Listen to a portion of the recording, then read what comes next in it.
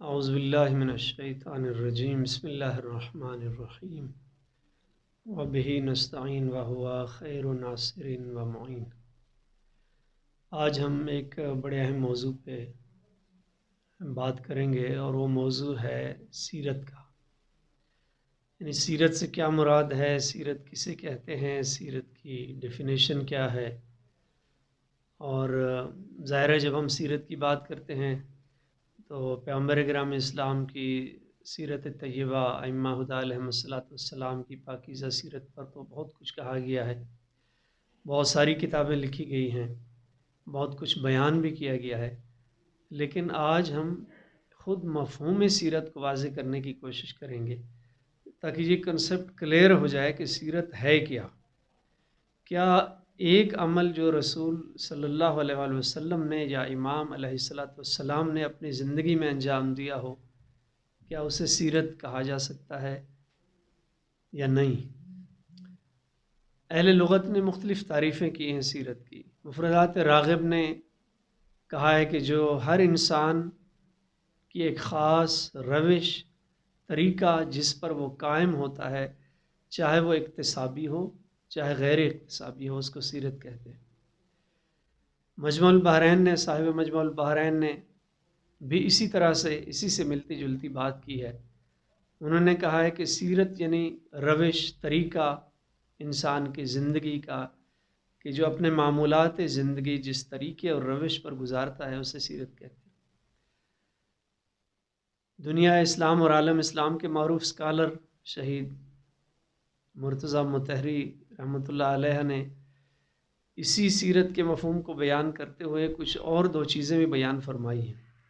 وہ فرماتے ہیں کہ سیرت صرف روش اور طریقہ عمل نہیں ہوتا، بلکہ ایسی روش اور طریقہ عمل کہ جس میں تکرار بھی ہو اور استمرار بھی ہو، کنٹینیوٹی بھی ہو، تسلسل بھی ہو، اور بار بار اس عمل کا تکرار بھی ہو، وہ سیرت ہوتی ہے۔ بہرحال اس گفتگو کے ان معانی کی روشنی میں حقیقت میں سیرت وہ حاکم اصول ہوتے ہیں۔ ہر انسان نے اپنی زندگی کے کچھ اصول بنائے ہوتے ہیں۔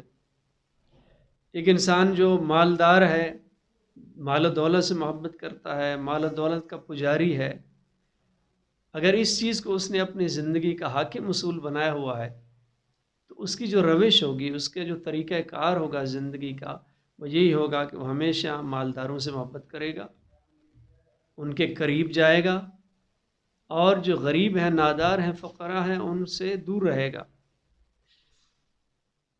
امراء سے اس کی روش اور طریقہ کار اور ہوگا، فقراء سے اس کی روش اور اس کا بیہیویئر وہ اور طرح کا ہوگا۔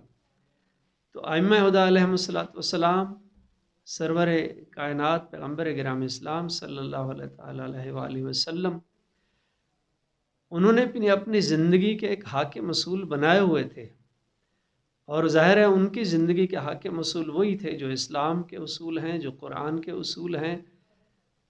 اور وہ حاکم اصول کیا تھے؟ جس میں توحید ہو، توحید پرستی ہو، جس میں فقراء سے محبت ہو، ناداروں سے پیار ہو، انسانیت سے ہمدردی ہو، تمام انسانوں کو ہدایت کے راستے پر لانے کا جذبہ ہو، عدل و انصاف کا فروغ ہو، سوشل جسٹس ہو۔ یہ وہ حاکم اصول ہیں کہ جو پیغمبر اکرم اسلام کی زندگی میں اور ائمہ ہدی علیہم السلام کی زندگی پر حاکم تھے، اور انہی حاکم اصولوں کی روشنی میں آپ نے زندگی گزاری ہے، تو اسے ہم سیرت کہتے ہیں۔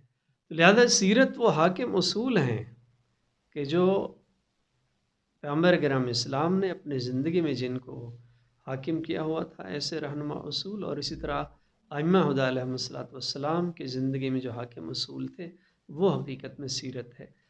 اسی بات کو مکمل کرتے ہوئے پیغمبر اکرم اسلام کی زندگی کو معروف واقعہ ہے کہ جب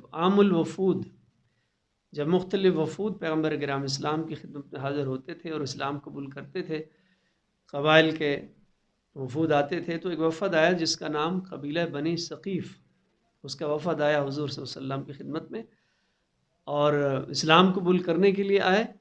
تو جب پیغمبر کی خدمت میں حاضر ہوئے تو انہوں نے کہا کہ ہماری کچھ شرائط ہیں، اگر آپ شرائط یہ مان لیں تو پھر ہم اسلام قبول کر لیں گے۔ پیغمبر نے پوچھا آپ کی کیا شرائط ہیں؟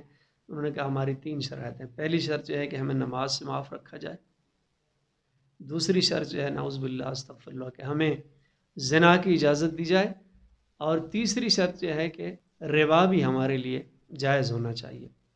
تو پیغمبر نے اگر آج کا کوئی لیڈر ہوتا، کوئی سیاسی لیڈر ہوتا، کوئی مذہبی سیاسی لیڈر ہوتا تو کمپرومائز کر لیتا، آج مان لیتے ہیں کل کو ان کو منوا لیں گے، لیکن اللہ کے رسول نے کیا فرمایا کہ لا خیر فی دین لا صلاۃ فیہ، کہ مجھے ایسے دین کی ضرورت نہیں ہے کہ جس میں نماز جیسا عمل نہ ہو۔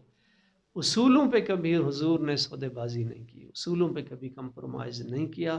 آج پیغمبر کی سیرت کا یہ پاکیزہ نقطہ، اسی سے ہم درس لیتے ہوئے کہ جو اسلام کے حاکم اصول ہیں، جو قرآن کے حاکم اصول ہیں، ان پر کبھی کمپرومائز نہیں ہو سکتا۔